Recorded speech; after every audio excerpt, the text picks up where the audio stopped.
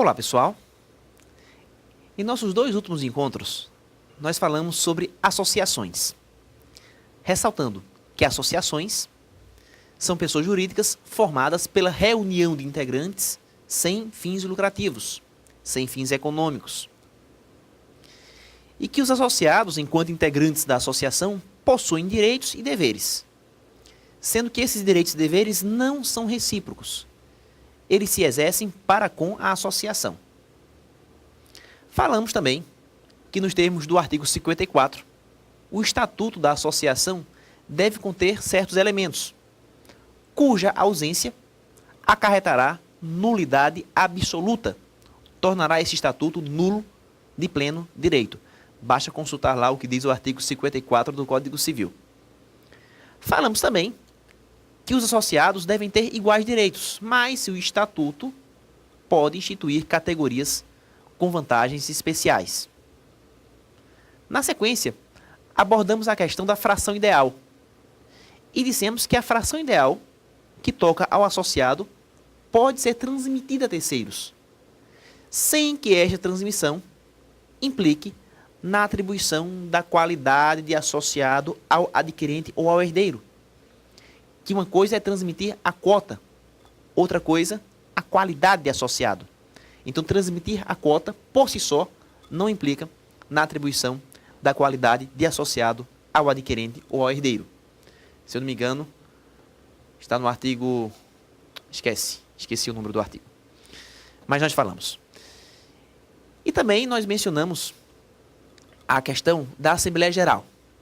Dissemos que a Assembleia Geral é o órgão mais representativo da associação e que tem duas incumbências principais, quais sejam destituir os administradores, alterar o estatuto, sendo que o quórum para tomar essas deliberações é o quórum que o próprio estatuto prevê. E finalizamos a aula passada ressaltando que, embora o estatuto contenha os quórums, as condições de convocação dos órgãos deliberativos, será sempre garantido a 1/5 dos associados o direito de promover essa convocação. Que associados reunidos pela fração de 1/5 sempre contarão com o direito de convocar os órgãos deliberativos. E paramos aí. Na aula de hoje vamos finalizar esse tema das associações e começar um tema novo: fundações. Então, o último ponto que eu tenho para relevar a respeito de associações é exatamente o tópico do artigo 61 do Código Civil. Acompanhem comigo. De acordo com o artigo 61, dissolvida a associação, o remanescente do seu patrimônio líquido, depois de deduzidas, se for o caso, as cotas ou frações ideais referidas no parágrafo único do artigo 56, será destinado à entidade de fins não econômicos designada no Estatuto, ou omisso este, por deliberação dos associados, à instituição municipal, estadual ou federal de fins idênticos ou semelhantes. Na sequência, por cláusula do Estatuto, ou no seu silêncio, por deliberação dos associados, podem estes, antes da destinação do remanescente, referida neste artigo, receber em restituição, atualizado o respectivo valor, as contribuições que tiverem prestado ao patrimônio da associação. Parágrafo 2º. Não existindo no município, no estado, no Distrito Federal, no território, em que a associação tiver sede, instituição nas condições indicadas nesse artigo, o que remanescer do seu patrimônio se devolverá à Fazenda do Estado, do Distrito Federal ou da União. Parece que eu estou vendo vocês assustados, nervosos, ante a necessidade premente de memorizar esse artigo tão longo, né? Composto aqui por 2 slides.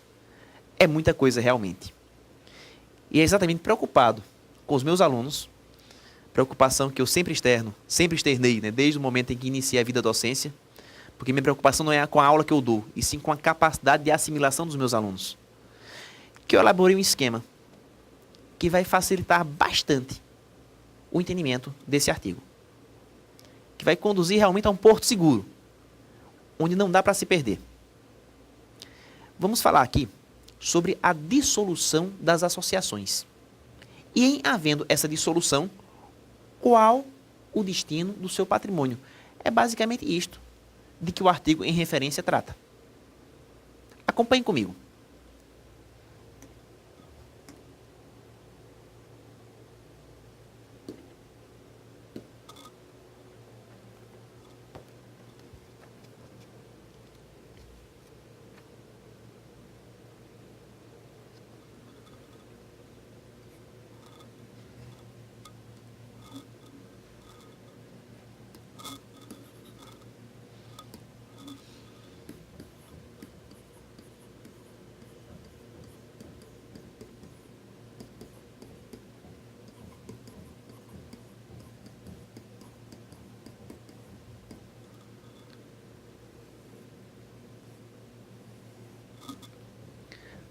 Primeira coisa que se coloca quando se tem em mente a dissolução de uma associação é exatamente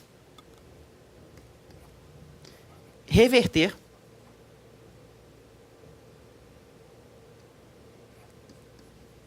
o valor das cotas ou frações ideais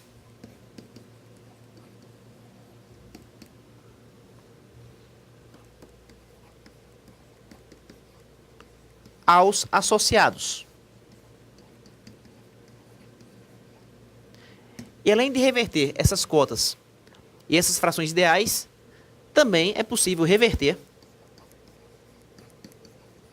o valor das contribuições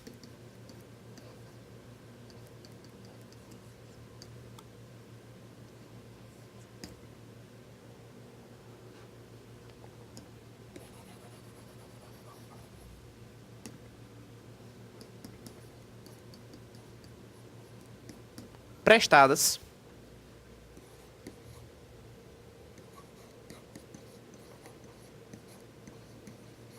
aos associados.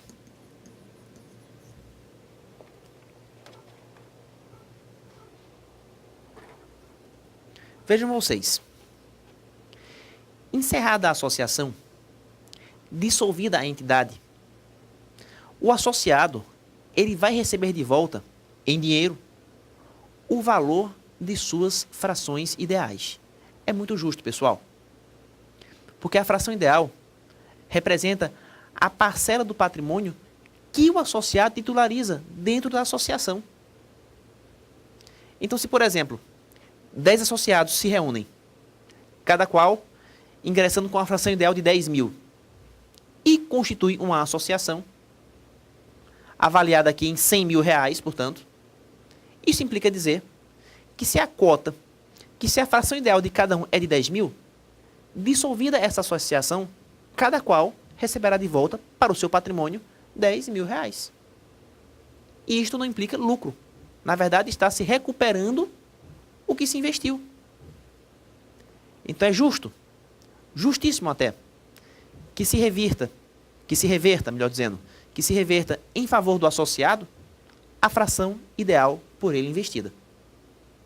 Além disso, também serão revertidas, em prol de cada associado, as contribuições por eles prestadas. Isto porque, ao longo da associação, é possível que o associado faça contribuições, promova doações. Por exemplo, eu integro uma associação e no curso do seu funcionamento eu doei, digamos, 30 mil reais para essa pessoa jurídica. Foi uma contribuição que eu dei, espontaneamente, ninguém me forçou a isso. Extinta essa associação, é justo que obtenha de volta o valor doado, os 30 mil reais objeto de doação. Então percebam vocês, encerrada a associação, o que o associado leva para si é a fração ideal com a qual ingressou na associação, bem como as contribuições prestadas ao longo de sua existência. E só isso. Nada mais que isto. E o resto do dinheiro vai para onde? Vamos imaginar que essa associação tenha recebido incentivos fiscais. Ou que o imóvel no qual ela foi sediada, tenha valorizado. Vamos imaginar que sobre mais dinheiro. Qual o destino do remanescente patrimonial? Daquilo que sobra, após pagos os associados, recolhidos os impostos, quitados os débitos trabalhistas, enfim, depois de pagar todo mundo. Qual o destino do remanescente patrimonial da associação dissolvida? Acompanhe comigo.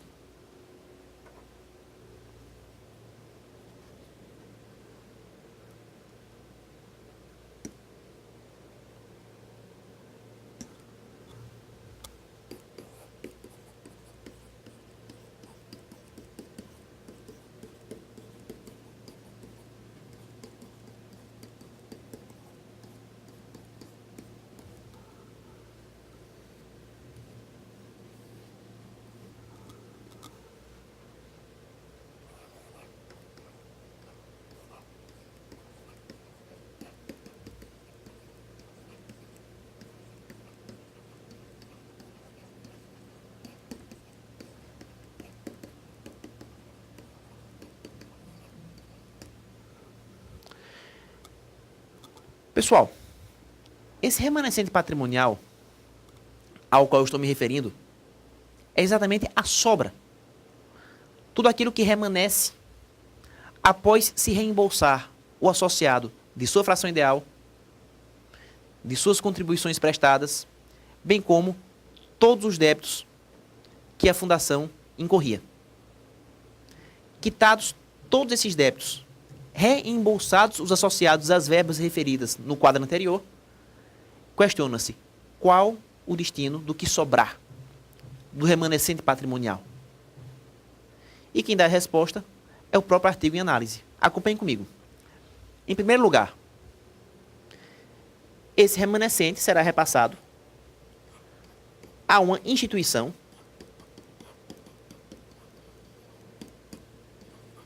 de fins não econômicos prevista no Estatuto.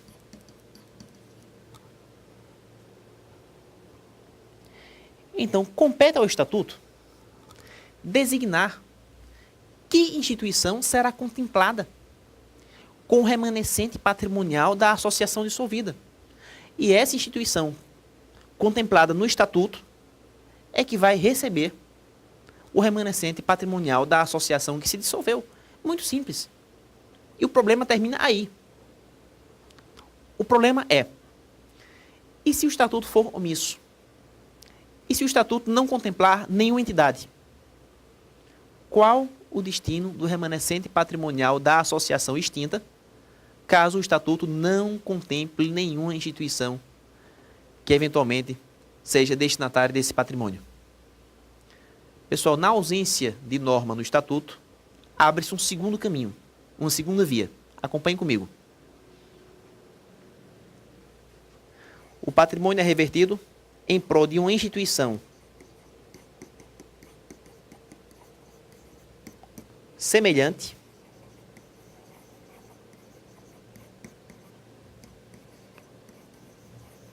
escolhida pelos associados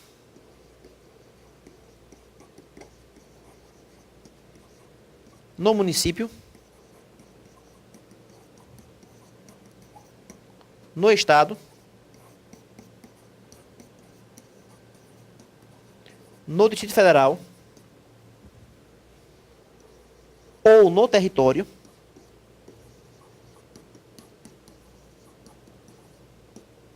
onde a associação tiver sede. Então, diante da ausência de norma estatutária, compete aos associados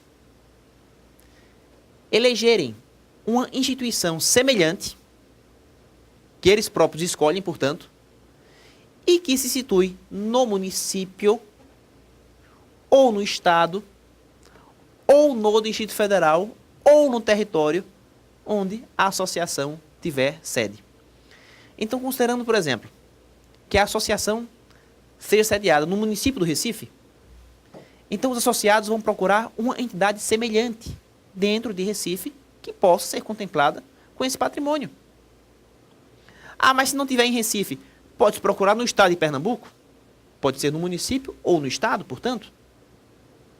Caso a associação seja sediada em Brasília, procura-se uma instituição semelhante no Distrito Federal, naquela circunscrição, Distrito Federal. E vindo a associação a ter sede em território, os associados hão de eleger uma instituição semelhante dentro do território onde a associação for sediada. É muito simples, pessoal. Portanto, escolhe-se uma instituição semelhante dentro do município ou do estado, ou, se for o caso, dentro do Distrito Federal ou do território onde a associação tiver sede. A questão é, e se não houver nenhuma instituição semelhante? Lá na Bahia, por exemplo, existe uma associação muito famosa chamada APROSBA, a Associação das Prostitutas Baianas. Parece que o negócio lá é muito concorrido. O fato é que, se essa associação se extinguiu, eu nem sei se ela está extinta ou se ela ainda funciona, né? Mas que já existiu, isso é certo, é fato. Então, considerando que essa associação se extinga e que não haja nenhuma outra semelhante, nenhuma outra entidade que congregue prostitutas,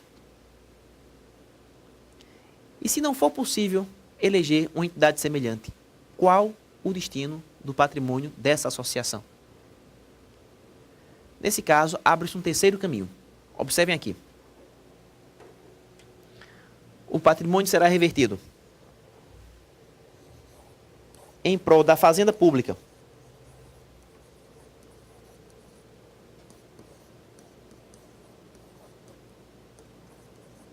estadual, federal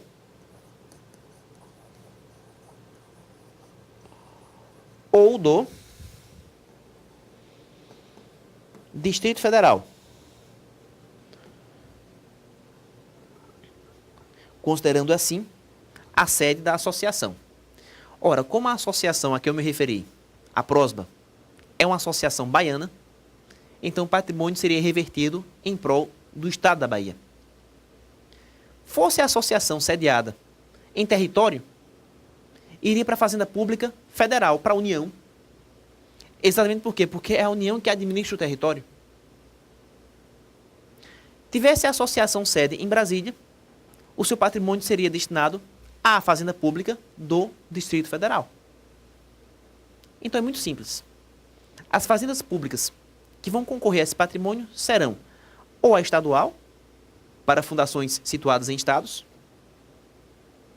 ou a federal, para eu disse fundações, quer dizer, associações. Repetindo, as fazendas públicas que serão contempladas serão ou a federal, para associações sediadas federal em territórios, fazenda pública estadual, para associações sediadas em estados, e fazenda pública do Distrito Federal, para associações sediadas em Brasília.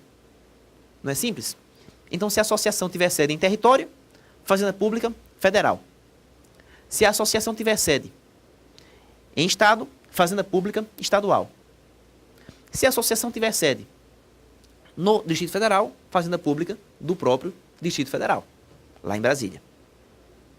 Então, dessa maneira, se resolveria o problema, o imbróglio decorrente da ausência de instituição semelhante nas circunscrições onde a associação tiver sede.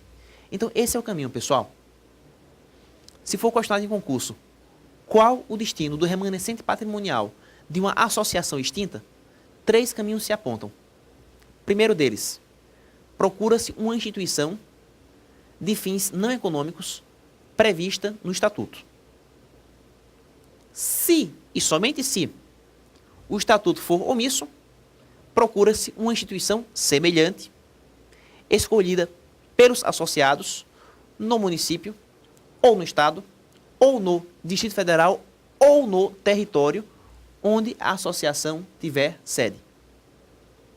E não havendo instituição semelhante nessas circunscrições, o patrimônio será revertido em prol da fazenda pública estadual, federal ou do Distrito Federal. Desse modo, a questão é superada.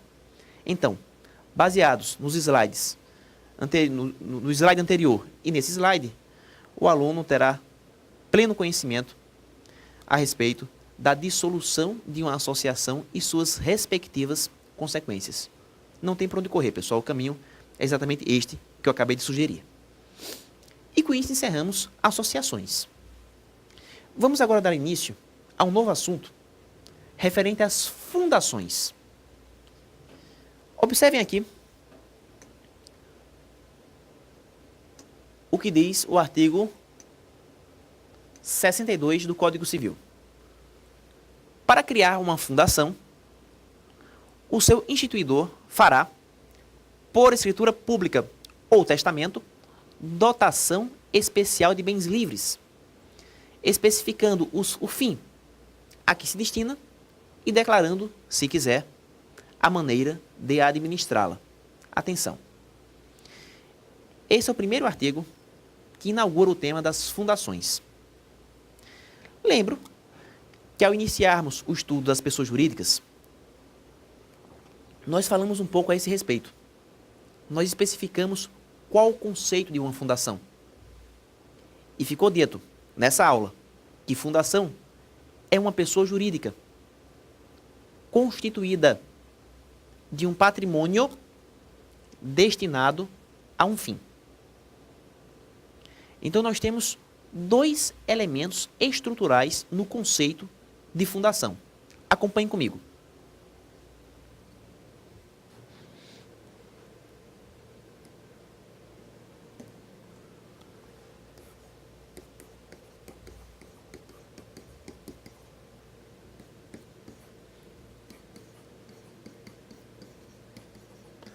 O primeiro elemento da fundação é um patrimônio.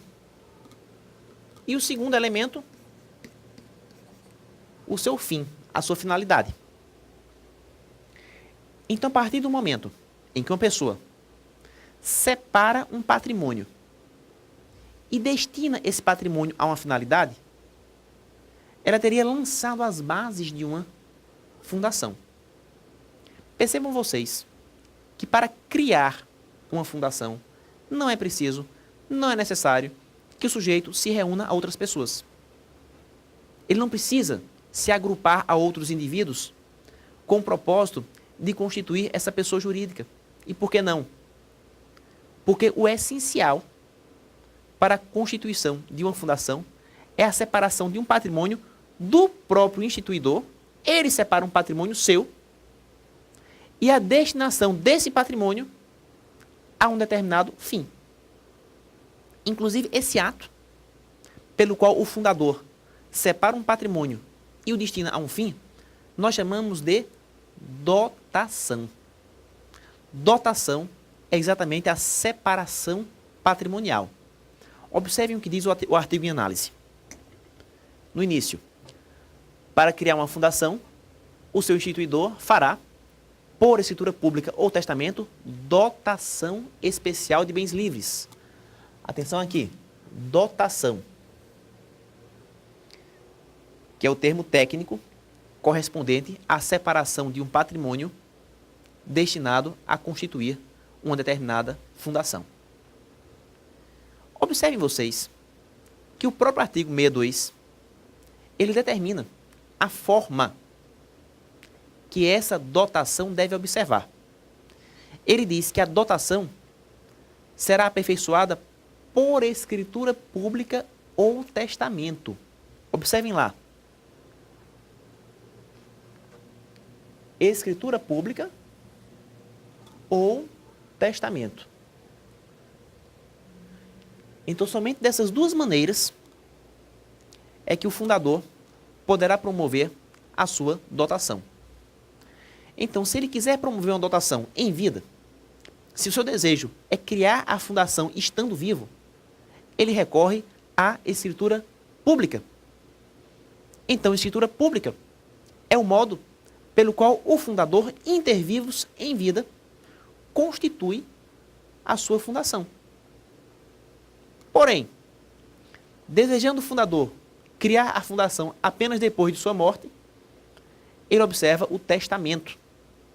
Então, a fundação mortis causa, constituída para depois da morte do fundador, terá sua dotação implementada através de testamento. Então, de duas maneiras, portanto, é possível que o fundador promova a dotação inter vivos por escritura pública ou causa mortis através de testamento. Na sequência, o artigo deixa claro que a dotação ela deve se referir a bens livres. O que são bens livres? São bens desembaraçados. São bens que não suportam nenhum tipo de ônus, nenhuma restrição. Com efeito, o fundador só pode dotar bens que não comportem restrições legais. Se, por exemplo, eu hipotequei meu apartamento, eu não posso colocar na dotação um apartamento hipotecado. Ou se eu estou comprando um carro financiado, eu não posso dotar esse carro para a fundação.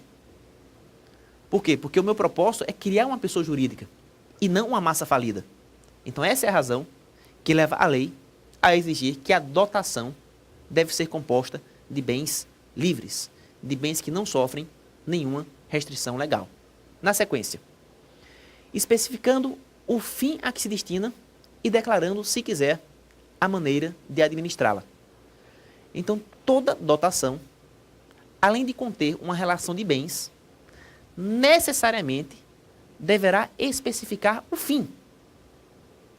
Então, eu diria que dentro da dotação, dois elementos principais devem ser conjugados: relação de bens livres e especificação do fim. Acompanhe comigo.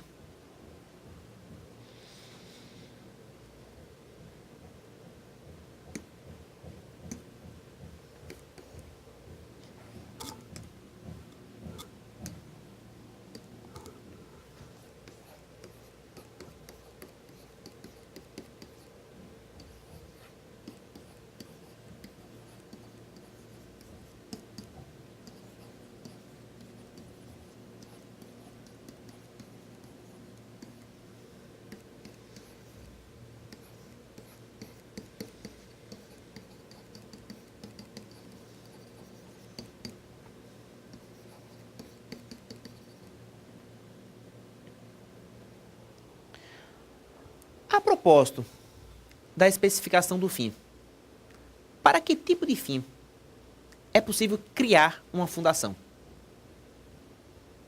Posso eu criar uma fundação, por exemplo, para fins lucrativos? Quais são os fins que a minha fundação deve perseguir? A resposta está no parágrafo único. Observem.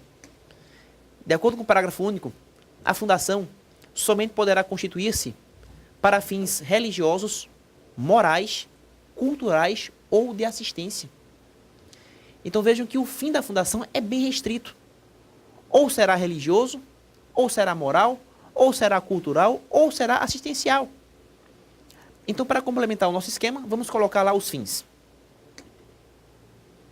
religioso, moral, cultural ou assistencial. De onde se conclui que a fundação não pode ter fins lucrativos. A fundação, com efeito, não pode lucrar.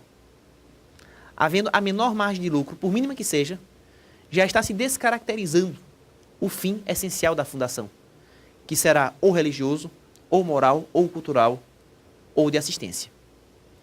Então, com isto, nós temos aqui os elementos estruturais da dotação, quais sejam a relação de bens livres e a especificação do fim, ou religioso, moral, cultural ou assistencial. Se o fundador quiser, mas somente se ele quiser, não é obrigatório, ele pode colocar também na dotação o modo de administração da entidade.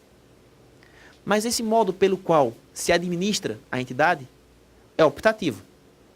Coloca se quiser, não é obrigatório. O que é obrigatório é mencionar esses dois elementos que estão aqui na lousa, que seriam a relação de bens e a especificação do fim. Então são essas as observações que tínhamos a fazer a respeito do dispositivo. Repetindo, a fundação é uma entidade formada de um patrimônio destinado a um fim. Para constituir a fundação, é preciso que o fundador promova uma dotação, uma separação patrimonial. Essa dotação deve conter uma relação de bens e a especificação do fim, declarando, se quiser, a maneira de administrar a entidade. E que os fins da fundação não podem ser lucrativos, ou serão religiosos, morais, culturais ou assistenciais. Com isso, eu dou por encerrada essa aula. Um forte abraço a todos e até o nosso próximo encontro.